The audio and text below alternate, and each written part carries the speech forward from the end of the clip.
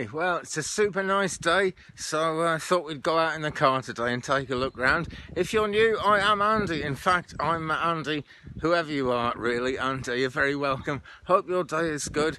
No big intentions for this video yet, except just to kind of share the spiritual amazingness of this beautiful day in West Wales, the UK. Let's hop in the car.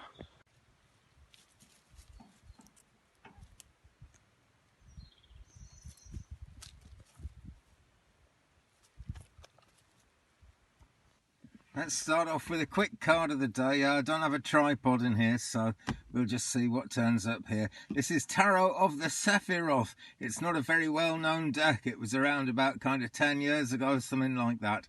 And it didn't seem to take off. I've never met anyone else who's got a copy. Maybe you have. Let me know in the comments. And let me know in the comments, guys, what you think of this deck. So here's a card for today.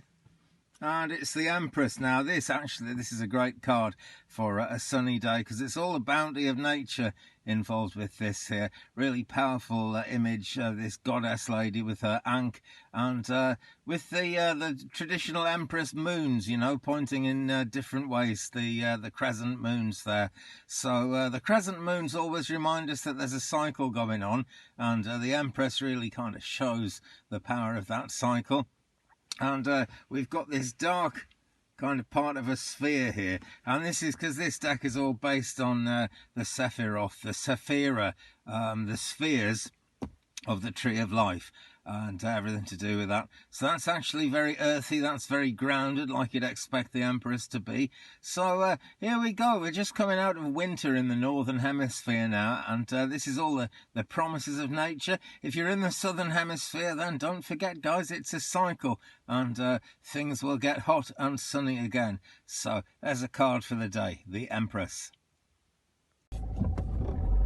So all that crazy wind we've had the last few days, guys, actually the last couple of weeks, it's been a really long time of extreme sort of gale force winds blowing, and what's it done? It's blown in nice dry sunshiny weather, looking really beautiful. But I had better move this great big branch which it's blown down. Actually, let's just nip out and do that, and we'll be going nowhere.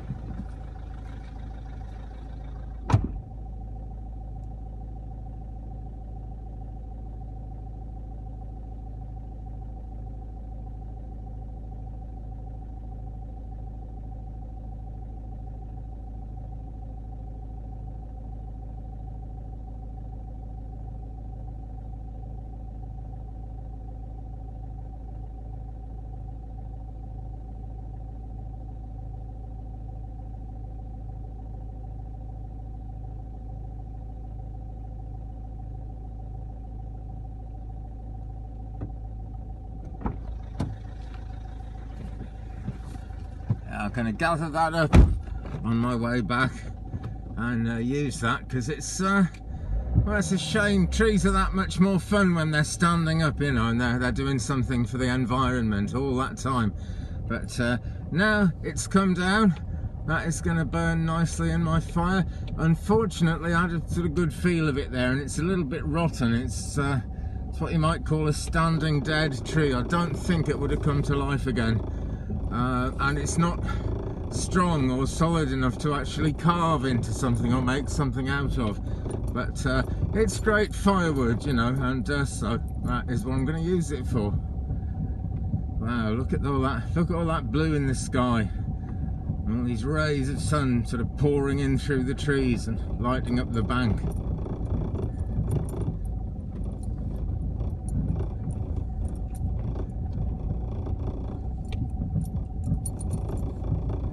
Stuff. Definitely more than a little bit on the cold side, though. It's nice and warm in the car here, but it's still pretty chipper out there, still pretty nippy, you know. There's a nip in the air. But I've said this in the last couple of outdoor videos I've done, I love this time of year, because even though, you know, spring isn't quite here yet, it's nearly here, and there's the promise that things are gonna be better. And it, you know, it's a pretty good promise as well. You never know what the weather's going to bring. Sometimes we get like no sunshine all year, but that's very rare. But it's definitely going to be warmer, and you know, things are going to grow. It's going to be good like that. out onto the road now. Oh, here we go. And I noticed the daffodils are out, actually. They haven't really turned into daffodils yet, but all the green daffodil stems are getting nice yellow thick buds on them. And now I know exactly what I want to talk about today, actually. Let's just keep moving. I have just eaten my lunch there in the lay-by, and I'm still finishing it, actually. Disgusting. I put the news on, was listening to the news there, and really got me thinking about the disease that's going around the world at the moment, and how much longer that disease might keep on going around the world, actually. Because there's a supermarket chain in Britain. It's the third largest food retailer in Britain, and it's owned by Walmart. Walmart bought it a few years ago. It's called Asda, and they're about to lose 3,000 jobs. They're going to lay off 3,000 staff because shopping habits have changed during the disease. But I'm still trying not to mention. It's getting harder not to mention that all the time, because everything that goes on in the real world seems to relate to it at the moment. But anyway, yes, since the disease, you know, shopping habits have changed, and they're getting rid of 3,000 staff. And something the size of Asda, in other words, something the size of Walmart, a company that size, is they've got to have some inside information going on somewhere. And you know, if the vaccines were all going to be rolled out and it was all going to work and we were all going to be back to normal in a few weeks' time, I wonder if they'd really be getting rid of 3,000 people. It's kind of drastic. I know employers that size don't care too much about the 3,000 people. You and I might care about them, but, you know, fair enough. Well, it's not fair, but the truth is Asda probably doesn't care much about those people. But they're going to have to hire them all back if everything fixes itself in a few weeks' time. And that would be expensive in itself. So I'm pretty sure they know something we don't. People in high places, people that run things, I'm pretty sure they know something we don't. So there you go, you know, my commiserations if anyone's watching in UK and you've lost your job with Asda. My commiserations to anyone anywhere in the world who's lost their job in recent times, or ever, really. I lost my job once, I know what it's like. Not good, not good. But anyway, there is something to do a reading about. Do some more nice kind of country driving shots. And I'll go home and we'll get some cards out and I will do a spread all about that, see if we can work out what's going on.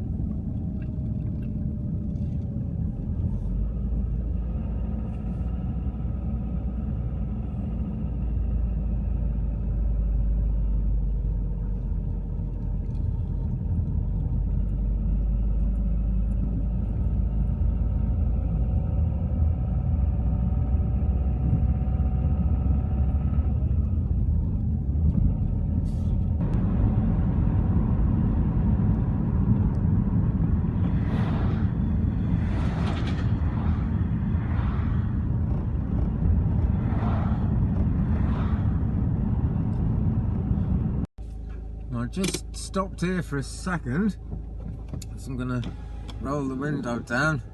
Let's just pick the camera. Finger shot there, and just take a look at that. Now, I'm used to stopping here on my way back from Cardigan, actually. It's one of my favourite places to sit and think. And it's usually all kind of green fields, and there's a little trickle of a river running over there. Right in the far distance there, you can maybe just make out there is some actual running water, and that is where the river usually is. But in the last few days, it's been so stormy, it's washed up right across the fields. And no animals will have been hurt, I'm pretty confident. The news didn't say anything about any animal deaths. And the farmers who farm this area, you know, they never have so many animals that they've got to keep them in these fields, so they will have been moved away before the waters took off. But isn't that crazy? And what beautiful scenery as well. This is Cardiganshire. Great privilege to live here, I should say. And actually, here's the inside of the car while we're at it. You might as well have a look at that. It's a Nissan. So now we know what we want to talk about today, what we want to read about today, importantly. Let's get Tarot of the Sephiroth back out, and we'll just do a 5-card spread, really, about what's going on in the world. And guys, you know, pick a card for yourselves as well if you want. You know, no harm in doing that. You can pick one, you can pick all 5. That's how I roll, really, because I know you guys can be your own psychic. But my main intention with this this actual 5-card reading I'm going to do now is all about, you know, what I was saying, what's going to happen, how long is the crisis going to unfold, what's going on, really, basically, with the crisis that's prompted Walmart and Asda to take this kind of drastic action with people losing their jobs. Okay, so 1, 2, 3, 4, 5. Picked out 5 cards, first 5 off the top of the deck, and kind of fan them out a bit so you can see them here. Okay, so we've got 1, 2, 3, 4, or 5. Have I got that the right way around? I think I have. It's right the way I'm looking at it anyway. So what is card number 1? Let's find out what it is. It's the 2 of Cups. Now, this is pretty good, actually. Pretty good sign. Shows a bit like the Empress card did earlier, that things are on their way somehow to getting better. You know, we can't be going through these crises all the time, because whatever happens, you know, whether you kind of see it as a rich and poor thing, or just as kind of a disease or a political thing, whichever way you see it, no one is really happy with this situation. But it's very early in the journey of Cups, so things might be going on for a little while to come, I'll say that. But 2 of Cups, pretty good, and if you pick this card for yourself, well, maybe your cup will runneth over soon. I really hope it does. That's card number 1. And card number 2 is the Princess of Swords. Right, there she is. And we've got another earthy Sapphira symbol going on up here, and 2 swords stuck in the ground. So it's a 2 again, emphasizing that sort of early in the general journey of life and of what's going on at the moment. Let me try and hold this card somehow so it doesn't kind of block out all the light from the video, but who cares about that? The card is the most important thing. Now there's 1 breast showing there, so that's kind of Masonic, and that's making me think that as this is the 2nd card in the 5-card spread, this is showing us there's some kind of, not just political stuff here, but like political magic, you know, secret society stuff is involved with this somewhere. And I've no doubt that you know, that's why people who own really large but very, you know, massive uber huge businesses have some kind of insight that the rest of us haven't actually got, and they're making decisions based on that. But 2 of Swords, you know, that decision's got to be made blindly in a lot of ways, and a lot of us are actually going to be blinded to you know, the truth of exactly what's going on as we try to make decisions about this. So Princess of Swords, there is the energy of the 2nd card. 3rd card is this one, and this is going to be the heart of the matter. You know, what's going on with Walmart, Asda, what's going on with the whole world, really. And it's the Death card. It's number 13. It's lucky for some. Now, if you think that 13 is a real unlucky number, you know, think again. You can transmute things like this yourself. And if 13's going to be a lucky number for you, well, that's pretty good. So if it's lucky for some, why shouldn't it be lucky for you? That's my question. So an image here that doesn't come too far away from the traditional tarot image in the Rider-Waite of the Death card. It's kind of different, but it's the same thing going on. And is that head cut off, or is it just sticking out of the ground? Could be both, actually, because the meaning here, of course, is death of the old self or the old ways and birth of the new. And so that's what's really going on in this situation. It is the heart of the matter. It's card number 3 here. And you can go back to the same place on another day, and things will be different. Nothing will be exactly the same. Sometimes I visit towns and places where I used to live. Not long ago, I went back to the village next to the old Air Force base where I was in the Air Force when I came out. I was there for about 3 years. And there were some people there from the past, actually, but they had changed very much. I didn't recognise some of them straight away. And there are probably more people there that I didn't recognise at all. So things are always changing, and I guess it's no surprise. But this is big change. This is new ways coming in. And this, friends, is really putting me in mind of the whole idea that we are coming into the age of Aquarius. Now, some people say we're still 400 years away from the age of Aquarius. Some say it's here already. Opinions vary, but in any case, it takes kind of 200 or 300 years, I think, for a new eon like the age of Aquarius to actually take effect and become real. And we start to see things improving long before it actually settles down. And I feel this is kind of death for the big corporations in a lot of ways. And I also think maybe that's no bad thing. There's the minimum wage thing going on in the States at the moment, and we have a minimum wage in UK. It was really hard for the party to bring it in, who I think it came in sort of late 1990s, maybe early 2000s. And, it's not a clear-cut thing. There really are two sides to it. On the one hand, people who are having to work for starvation wages and go to the food bank, even though they're actually working and they've got a job, something very wrong there. At the same time, when that minimum wage came in, I was working in a harp factory. This kind of harp that you play the strings of. I was working in a harp factory, and the guy just, he couldn't afford to pay us the minimum wage. He absolutely couldn't, and he was a really nice guy, he had a strong belief in God, really happy to work for him. I really was, and such a shame that fell by the wayside, but it did come back in another form. He just had to get more machines and fewer staff, so that was the end of my job. So bittersweet thing about the minimum wage, really, but it is it's going to come. I don't see how they can stop it, because what happened in UK in the end was no political party really wanted to stand up and say, no, we don't want to pay people properly. Difficult. And now they've brought it in, they can't get rid of it. The opposition's tried to get rid of it for a long time, and that opposition is actually in power now and has been since 2010. It's the 11th year of that party, and they just can't get rid of the minimum wage. In fact, they've got to keep raising it little bits at a time, and it's kind of doubling in the States as far as I know, but it sounds to me like that's needed. I don't know, and I don't want to say too much about politics in the States, because I don't live the reality of it. I don't know what it feels like over there, but the minimum wage is coming. There's no stopping it, really. And here we go, we've got the death card, and this is just very big change, and very positive change as well, I would say. Okay, so that's card number 3. Let's do 4 and 5 now and see where we're going for an outcome. So card number 4 is this one, 9 of Swords. We got a sword card again. It's all about swords here. And this kind of comes just before the 10 of Swords in the deck, of course, where it's the 10 swords stuck in the back, and you've kind of had it there.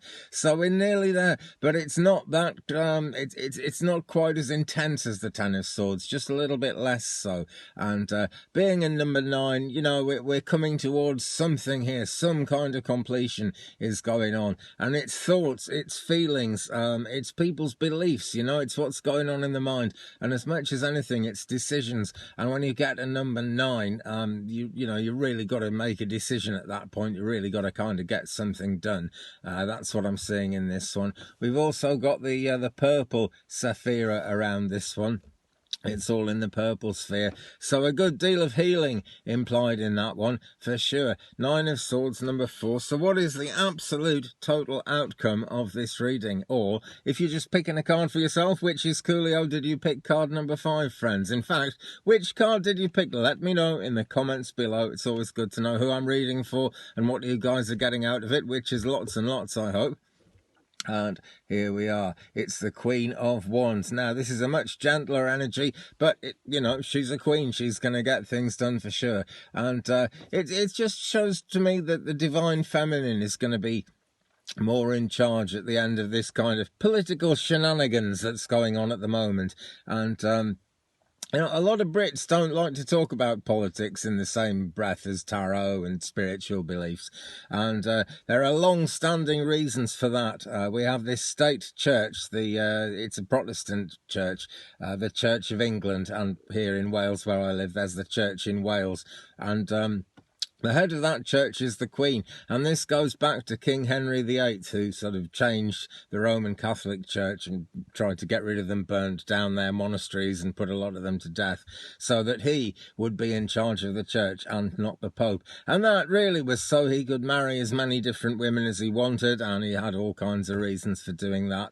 I don't want to dwell on that too much, but the result of that is that there's a House of Bishops which sits within the House of Lords, and they have real political power in UK. And a lot of people think that the church should keep out of politics, should have nothing to do with making everyday decisions for people. And I think I'd rather support that, actually. But at the present time, if you become a bishop in the Church of England or the Church of Wales, I think also in the Church of Scotland, free churches, but I don't know that one for sure. But you know, basically you automatically become someone who can sit in Parliament, an actual representative, supposedly of the people, but you know, you'd like to think they'd be representatives of the will of God. Really, they're the representatives of the will of the church, and they try and kind of impose that on the rest of us. Very kind of crazy, very weird. And that's why I haven't made many videos relating to politics in the past. I'm starting to do it a bit more these days, actually, because it really does matter, and it's the hand of politics that sweeps across and makes such a difference to the ordinary lives, you know, of people. And that's what really matters, and there really is a spiritual input there. So if you're watching in Britain and thinking, whoa, you shouldn't be doing that, you know, I'm sorry, really don't want to offend anyone, but it's a fact of life, you know. I'm doing this because it's a fact of life, and the tarot is all about life, you know. It's about what you can expect. It tells you bits and pieces about what's happened in the past, points the way forward. As an outcome card, the Queen of Wands is pointing the way forward. This is a very fiery kind of image here. There's going to be no stopping the Queen of Wands energy from actually coming into being and for actually making things tick and making things happen. So there we go, friends. That's card number 5. Hope you enjoyed that reading. Let's just recap it. 2 of Cups was the first card. There's the 2 of Cups. And then we had the Princess of Swords. All very earthy stuff, this. Middle card, heart of the matter, number 13, Death. 9 of Swords for card number 4. And the outcome card, again, the Queen of Wands. There she is. So, there's the reading. And look at this. Daffodils are most definitely a thing, so it is most definitely spring. Great, well, thanks for watching. I hope that's shed some light on the world situation. Live again soon, no doubt. I'm really loving doing the lives. Thanks so much, everyone, for your support there. If you would like to support this channel, buy me a coffee, whatever, please visit my page at kofi.com, ko-fi.com/Andy's Readings. That's my coffee page. And there are things to see there too. There'll be more pictures and stuff on there as the summer takes off, and there's more stuff to take pictures of. There's not a lot going on at the moment, but check out the coffee page. If you'd like a private reading, message me 35and83@gmail.com.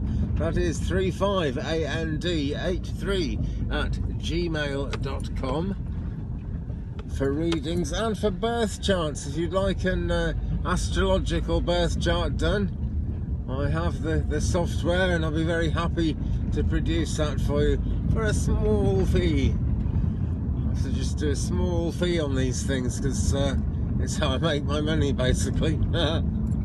So if you'd like any of that, 35and83@gmail.com. Links to all good things down there, and I'll see you again very soon indeed, friends. Love and light and blessings and peace.